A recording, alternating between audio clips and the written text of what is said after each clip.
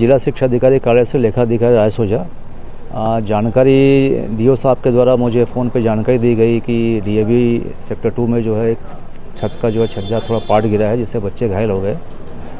उनके निर्देश पे मैं स्कूल में उपस्थित हुआ और जिस कमरे में ये घटना घटित हुई उस कमरे का मैंने प्रत्यक्ष अवलोकन किया और देखा कि एक हिस्सा जो है छत का जो है वो गिरा हुआ है और इसके कारण जो है वहाँ बैठे दो चौथी के क्लास 4B के बच्चे हैं राघव और समर, इनको जो है हाथों में हल्की चोट आई है और उसके बाद उनको प्राइमरी ट्रीटमेंट देने के बाद उनके पालकों को स्कूल में बुलाया गया और पालक जो है उनको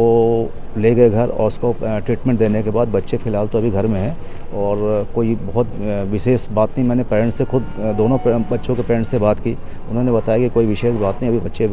ठीक हैं, कोई इशू नहीं है अभी। सर इसमें क्या लापरवाही है, क्या है? अब देखिए लापरवाही तो मैंने जैसे स्कूल मैनेजमेंट को आपके सामने ही कहा कि अपने जो मैनेजमेंट है उनका डीएवी का मैनेजमेंट है